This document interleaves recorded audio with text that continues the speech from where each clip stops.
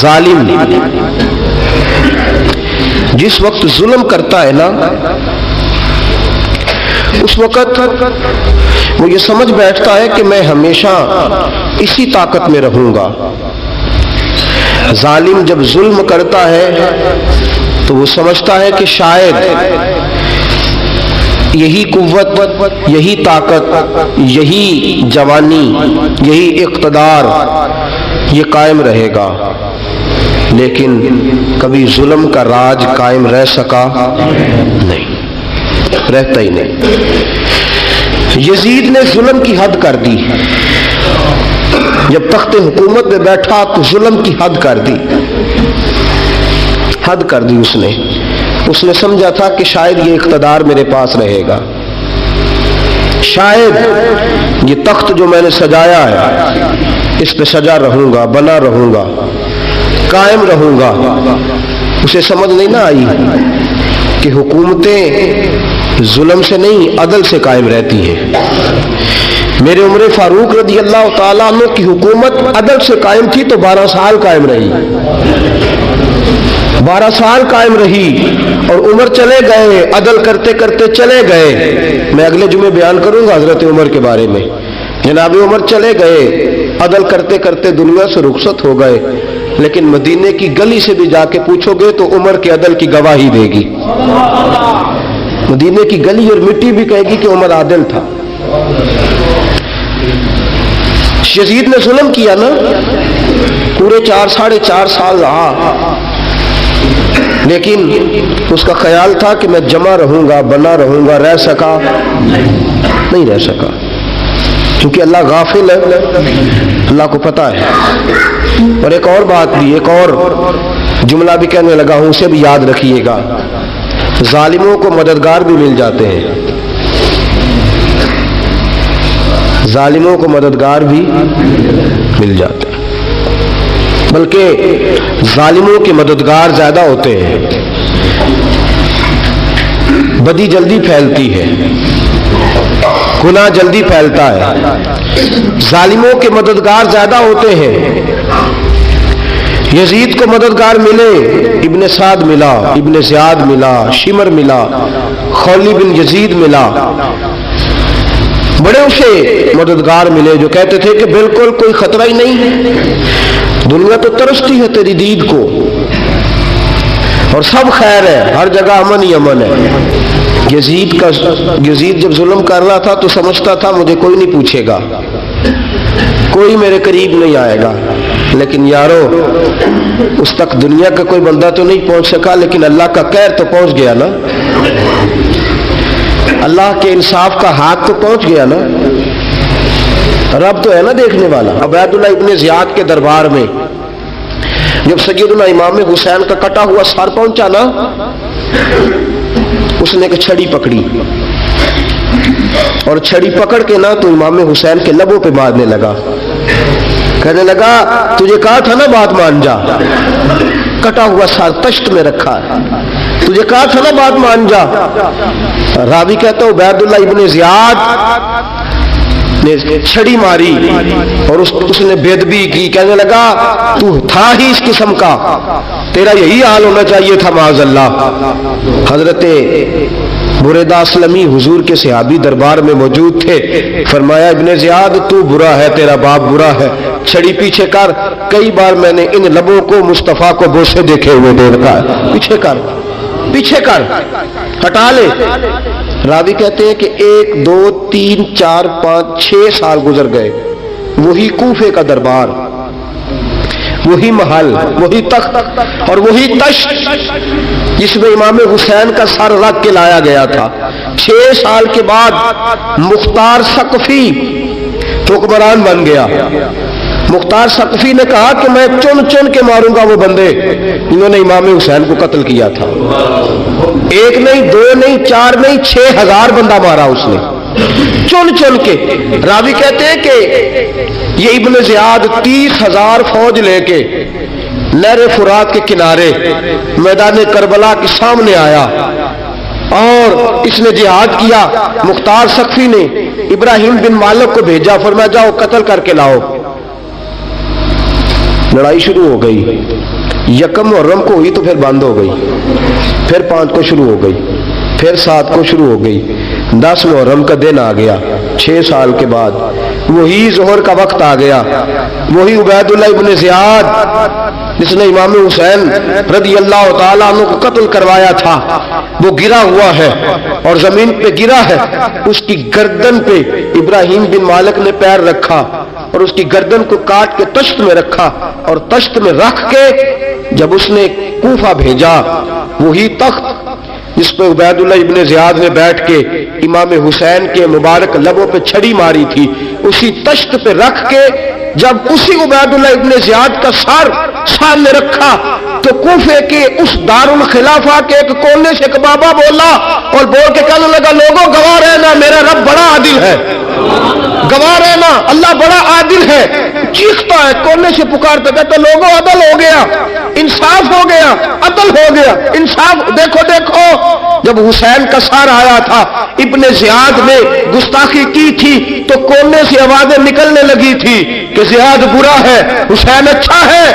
आज Ibn Ziyad का sir आया है, आवाज फिर कोने से निकली है, लेकिन आवाज क्या गूंज रही है? आवाज फिर वही गूंज रही है, ज़ियाद इब्ने ज़ियाद बुरा था, हुसैन को अल्लाह ने बड़ी इज्जत अता फरमा रखी। मुकाफात अमल, मुकाफात अमल। अल्लाह गाफिल नहीं जालिम जो काम करते, अल्लाह गाफिल नहीं। 6 साल के बाद वही दिन, वही वक्त, वही घड़ी, वही लम्हा, वही सारा निजाम, वही दरबार। इंसान डरता नहीं, इंसान बाज आता, इबरत पकड़ता। इब्ने ज़ियाद उस वक्त कहता था कि मैं जाऊं हुसैन के पास, ये मैं जो होती है ये मरवा देती है। शैतान ने कहा था आना खैर मिनहुम, मैं बेहतर हूं, बस खत्म हो गया, खत्म हो गया।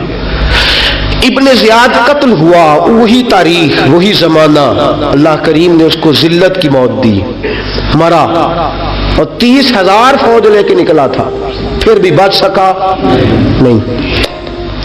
ये इब्ने ज़ियाद का हाल हुआ। इब्ने साद सहाबी का बेटा था, नबी पाक अलैहिस्सलाम के प्यारे सहाबी का बेटा था। जनाब साद बिन नबी वकास की औलाद थी। लेकिन याद रखना, अगर एक सहाबी का बेटा यजीद बन सकता है तो दूसरे का इब्ने साद भी बन सकता है। और सिर्फ यूं ही तवज्जो ना किया करो, अबू जाल का बेटा भी तो सहाबी रसूल बन गया था ना। युखरिजुल हय्य मिनल मय्यति व युखरिजुल मय्यति मिनल हय्य। रब फरमाते मैं जिंदों से मुर्दे और मुर्दों से जिंदे निकाल दिया करता हूं। मैं कभी कभी काबे के अंदर बुत भी रखवा देता हूं। घर मेरा और मेरे ही शरीक उस घर के अंदर राज करते रहते, मेरी बेनियाजी है, कुछ का कुछ कर देता हूं। इब्ने साद मुख्तार हुक्मरान बना तो मुख्तार सक़फ़ी ने इब्ने साद के बेटे हफ्स को बुलाया। और मजे की बात यह है कि मुख्तार जो बाद में हुक्मरान बना ना, बड़ी यारी थी इसकी इब्ने साद के साथ। जितने कातिलाने इमाम हुसैन थे वो कूफा छोड़ के भाग गए, दौड़ गए। और एक बात याद रखना, जालिम बुज़दिल होता है, जालिम बुज़दिल होता है, उसके अंदर वो इत्मीनान नहीं होता, तो डर लगता। भाग गए सारे कूफा छोड़ के। लेकिन इब्ने साद ने कहा मुख्तार मेरा यार है, मुझे कुछ नहीं कहेगा। उसके घर वालों ने समझाया कि तू दौड़ जा, तेरा तो जुल्म भी बहुत ज्यादा है, दौड़ जा तू। उसने कहा नहीं मेरा यार है, मुझे कुछ नहीं कहेगा। उसने कहा तू नबी पाक के नवासों का नहीं बना तो तेरा यार तेरा बनेगा। तू रसूल पाक अलैहिस्सलाम के खानदान का नहीं बना, उनका तूने एहतराम नहीं किया, यारी का। उसने कहा नहीं मुझे कुछ नहीं कहने वाला, तुम छोड़ो इस बात को। हफ्स को पैगाम भेजा, बेटा आया। मुख्तार ने कहा तेरा बाप किधर है?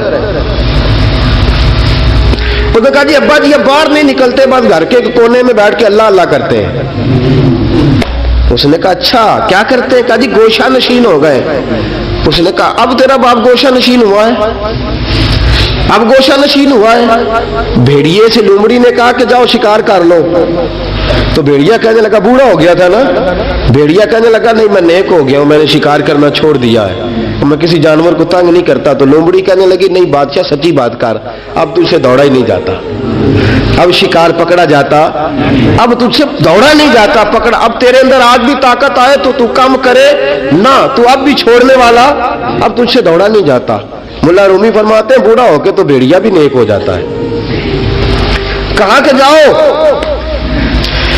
تمہیں بلا رہا ہے۔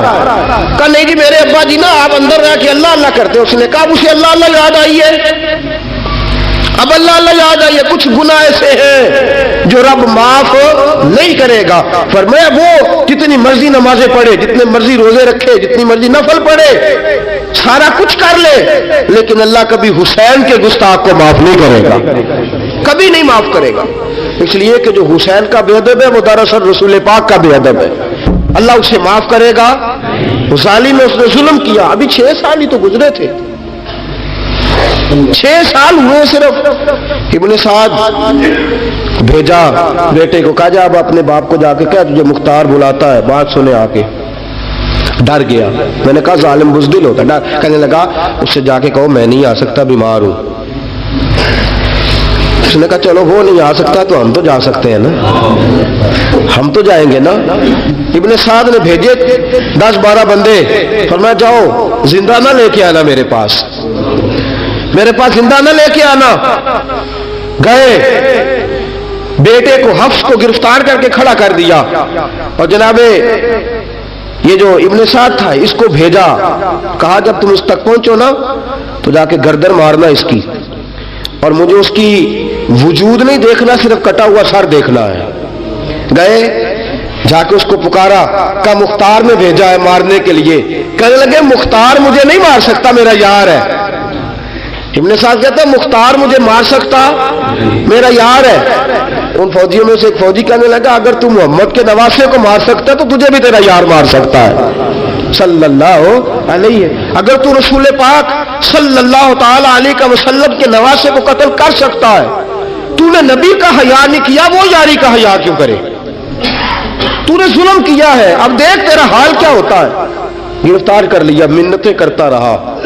تاریخ ابن سعد کو بتا رہی تھی کہ ابن سعد تو ہاتھ باندھتا ہے، پاؤں پکڑتا ہے، ذرا یاد کر میدان کربلا، میدان کربلا تجھے اپنی باری آئی ہے تو تو ہاتھ باندھتا ہے، میدان کربلا یاد کر۔ حسین نے بھائی کی بھی لاش اٹھائی تھی، حسین نے جوان بیٹے کی میت بھی اٹھائی تھی، 6 مہینے کا علی اصغر بھی اس کی گود میں دم توڑ گیا تھا، اس کی بیٹیاں پیچھے تھی، بہن پیچھے تھی، بھانجیاں پیچھے تھی، بھتیجیاں پیچھے تھی، لیکن حسین نے ایک بار بھی ہاتھ نہیں باندھے۔ یہ کون ہے؟ اٹا ہوا، غبار سے پھٹا ہوا، ہزاروں کوفیوں کے درمیان وہ اکیلا ہی ڈٹا ہوا، یہ بال یقین حسین ہے، نبی کا نور عین ہے۔ فرمایا یہ وہ میدان کربلا بھی یاد کرنا، تو ظالم تھا نا، معافیاں مانگ رہا ہے۔ حسین رسول پاک کے نواسے تھے، ایک بار بھی معافی طلب، دیکھ منظر یاد کر۔ ابن سعد کا ایک ہی بار میں سر قلم کیا، ایک ہی بار میں۔ امام حسین پہ تو پہلے 82 زخم لگے تھے تلوار کے، 82 زخم تلوار کے، نیزوں کے، اور کئی نیزوں کی انیاں امام حسین کے وجود میں ٹوٹ گئی تھی۔ امام حسین رضی اللہ تعالیٰ عنہ پہلے ڈٹے رہے، جمے رہے، بڑی دیر کے بعد پہلے ہی بار میں گر گیا۔ ابن سعد کا کٹا ہوا سر پہنچا تو بیٹا کھڑا تھا۔ مختار سقفی نے کہا کہ تیرا باپ میں نے مار دیا ہے۔ کہنے لگا کوئی مزہ نہیں رہا زندگی میں۔ اس نے کہا چلو ٹھیک ہے تمہیں بھی مار دیتے ہیں، اگر مزہ نہیں رہا تو مار دیتے۔ کاٹ دیا سر اس کا بھی، دونوں سر کاٹے، تشت میں رکھے، اور مدینہ منورہ حضرت محمد بن حنفیہ رضی اللہ تعالیٰ عنہ جو امام حسین کے چھوٹے بھائی تھے، جناب علی کی دوسری زوجہ کے بیٹے تھے، جناب علی کے صاحبزادے ان کے پاس بھیجے، اور بھیج کے کہا کہ لو ابن سعد کا سر حسین کا بدلہ ہے اور اس کے بیٹے کا سر علی اکبر کا بدلہ ہے۔ جب محمد بن حنفیہ کے پاس پہنچے تو آپ نے فرمایا یہ کمینوں کے سر میرے بھائی کے سر کا بدلہ ہو ہی نہیں سکتے، یہ کہاں حسین کا بدلہ ہو سکتے ہیں؟ وہ حسین ابن علی، وہ حسین ابن علی، حسین ابن علی کی شان رفت کوئی کیا جانے، حسن جانے، علی جانے، نبی جانے، خدا جانے۔ وہ حسین ابن علی کہ باپ جنہاں دا ہر میدان اندر لڑدا رہیا سی کل ایمان بن کے، ماں جنہاں دی سجدۃ النساء ہوئے تے نانا عرش تے جاوے مہمان بن کے۔ فرمایا یہ حسین کا بدلہ ہو سکتے ہیں؟ وہ خولی بن یزید، خولی بن یزید جس نے امام حسین کا سر کاٹا تھا، پتہ چلا نا، دیکھیں نا امام حسین کو کتنے موقع ملے تھے کربلا سے جانے کے، پہلے موقع پر ہی اور بن یزید نے کہا کہ امام آپ جانا چاہے تو میں رستے کھول دیتا ہوں، آپ تشریف لے جائیں۔ امام حسین نے فرمایا میں علی کا بیٹا ہوں، دوڑوں گا نہیں، میں دوڑوں گا نہیں، میں نہیں جانے والا۔ خولی بن یزید دوڑ گیا، کوفہ چھوڑ کے دوڑ گیا اور کسی دور دراز علاقے میں جا کے ڈیرا لگا لیا۔ پھر وہاں سے واپس آیا کہ کسی نے کہا امن ہو گیا، آ گیا دوبارہ کوفے۔ مختار کو پتا چلا کہ آ گیا ہے، پھنس گیا ہے، گھر پہنچ گیا ہے۔ اس کی بیوی جو تھی نا خولی بن یزید کی، بڑی محبت کرتی تھی نبی پاک کے خاندان کے ساتھ، حضور کے خاندان کے ساتھ بڑی محبت کرتی تھی، اور محبت والوں کا انداز پتہ کیا ہے؟ رنگے چمن پسند، نہ پھولوں کی بو پسند، ہم کو ہے وہ پسند جسے آئے تو پسند۔ یہ انداز ہے، انداز محبت یہ ہے کہ نبی پاک کا غلام نہ ہو، سگا چچا بھی ہو تو مانتے نہیں، غلام نہ بنے، سگا چچا بھی ہو تو مانتے نہیں، اور نبی پاک علیہ السلام کا غلام ہو، چاہے حبش کا رہنے والا بلال ہی کیوں نہ ہو، سردار مانتے ہیں۔ یہ انداز محبت ہے۔ وہ بیوی بڑی محبت کرنے والی تھی، اس نے پیغام بھیجا، اس نے کہا آ گیا ہے گھر، بندے بھیجے، کہا جاؤ خولی کو پکڑ کے لاؤ۔ مختار نے کہا جلدی لاؤ، حکمران نے حکم دیا لاؤ، پکڑ کے گئے، گھر کے اندر گئے تو چھپ گیا۔ چھپا کہاں؟ ٹوکرے کے نیچے۔ میں نے کہا ظالم بزدل ہوتے، ایک ٹوکرے کے نیچے چھپ گیا۔ بیوی سے کہنے لگا، ان سے کہنا میں گھر کوئی نہیں، ان سے کہو میں گھر نہیں۔ بیوی کہنے لگی چلو ٹھیک ہے۔ دروازے پہ گئی، تو کہنے لگے ہم خولی بن یزید کو گرفتار کرنے آئے ہیں۔ منہ سے پکار کے کہنے لگی گھر کوئی نہیں، منہ سے، اور ہاتھ کے اشارے سے کہنے لگی وہ ٹوکرے کے نیچے چھپا ہوا ہے۔ منہ سے کہنے لگی کوئی نہیں گھر، تاکہ سون لے اندر، سون لے۔ منہ سے کہنے لگی کوئی نہیں، ہاتھ کے اشارے سے کہنے لگی چھپا ہوا ٹوکرے کے نیچے۔ گئے، جا کے ٹوکرا ہٹایا، اپنے پاس بہت ساری دولتیں اور جائیدادیں وہ ساری دے دی۔ کہنے لگا یہ میرے پاس کتنا پیسہ ہے، یہ بہت سے کاغذات ہیں، یہ کتنے زیورات ہیں، لے لو، مجھے چھوڑ دو۔ انہوں نے کہا وہ حکومت کدھر ہے جس کے لیے تم نے حسین کا سر کاٹا تھا؟ کدھر ہے وہ تمہارے تخت، اور کدھر گئی وہ تمہاری سلطنتیں، اور کدھر گئی وہ تمہاری دولت اور اقتدار، اور کدھر ہے وہ تمہارا اسلحہ جس کی بنیاد پر تم نے رسول پاک کا خون میدان کربلا میں بہایا تھا؟ وہ ہمارے سامنے لے کے آ۔ کہنے لگا یہ تھوڑے سے انعامات جو میں نے اکٹھے کیے تھے، یہ دنیا کی گندی دولت، اس کے لیے میں نے میدان کربلا میں امام حسین کا مبارک سر مبارک تن سے جدا کیا تھا، لے لو، مجھے چھوڑ دو۔ انہوں نے کہا نہ دنیا میں لے تجھے چھوڑیں گے، اور نہ اللہ ہی تجھے قیامت کے دن چھوڑے گا۔ گرفتار کر کے لائے، گرفتار کر کے لائے۔ مختار نے کوفے کے بازاروں کے اندر اعلان کیا کہ آؤ باہر نکلو، تمہیں بتاؤں حسین ابن علی کا خاندان گرفتار کر کے انہی کوفے کی گلیوں میں پھرایا گیا تھا نا، یہی گھمایا گیا تھا، آؤ تمہیں دکھاؤں خدا کا انتقام اور اللہ تبارک و تعالیٰ کا انصاف تمہیں دکھاؤں، آؤ میدانوں میں نکلو، گھروں سے باہر آؤ۔ مختار ثقفی اگرچہ بندہ آباد میں یہ بھی ٹھیک نہ نکلا، لیکن بعض اوقات میرے نبی پاک علیہ السلام نے فرمایا اللہ اپنے دین کا کام اپنے نافرمان سے بھی لے لیا کرتا ہے، اس نے کام لینا ہو فاسق سے بھی لے لیتا ہے۔ اللہ نے لے لیا کام، نکلو میدانوں میں، نکلے باہر، چوک بھر گئے، گلیاں بھر گئی، کوفے کے محلات بھر گئے۔ مختار نے کہا لوگوں 6 سال پہلے کی تاریخ بھی ذہن میں رکھنا، اور آج کا دن بھی تم کبھی مجھے وہ خولی بن یزید ہے کہ یہ نعرے لگاتا تھا کوفے کی گلیوں میں کہ میں نے حسین کا سر کاٹا ہے، میں نے حسین کا سر کاٹا۔ تمہارے سامنے کھڑے، پوچھو اس سے پوچھا بھی تو نے حسین کا سر کاٹا؟ کہنے لگا جی میں نے تو بالکل نہیں کاٹا تھا، میں تو انعام کے لیے نعرے لگاتا تھا، میں نے تو نہیں کاٹا۔ اس نے کہا چلو ابھی کرتے ہیں تیرا بندوبست۔ زخم لگائے تلوار کے ساتھ، اس کے وجود پر زخم لگائے، اور جب نڈھال ہو گیا، خون بہ گیا، زمین پہ گر گیا، تو مختار نے کہا اس کے وجود کو آگ لگا دو، زندہ کو جلا دو۔ جب وہ جل رہا تھا راکھ اڑ رہی تھی، لوگ کہہ رہے تھے کہ دیکھو یاد رکھنا اللہ نے رسی ڈھیلی کر دی تھی، اب رب نے رسی کھینچی ہے، تو دیکھو خدا سے بڑا کسی کا انصاف نہیں ہے۔ کس انداز میں امام حسین کے قاتل کو شمر ذل جوشن، میں نے کہا تھا 10 محرم کے دن جب مختار کے لوگ اس کے پیچھے بھاگے تو مدینہ منورہ تک گیا، حضرت امام زین العابدین سے بھی ملا، انہوں نے پانی بھی پلایا، کہنے لگا امام صاحب لگتا ہے آپ نے مجھے پہچانا نہیں۔ فرمایا میرا سارا گھر اجاڑ دیا، میں تجھے بھول سکتا ہوں؟ کہا پھر پانی کیوں پلایا ہے؟ فرمایا بند کرنا تمہارا کام ہے اور دشمنوں کو پلا دینا یہ ہمارے خاندان کا رواج ہے۔ فرمایا میں نے میرا سارا گھر اجاڑ دیا، تجھے کبھی بھول سکتا ہوں؟ بھول ہی نہیں سکتا، لیکن چونکہ ہمارے گھر کا کوئی مزاج ہی تھوڑا منفرد ہے، ہمارا کوئی انداز ہی تھوڑا مختلف ہے۔ شمر دوڑتا امام زین العابدین سے کہنے لگا پناہ، مجھے پناہ ملے گی؟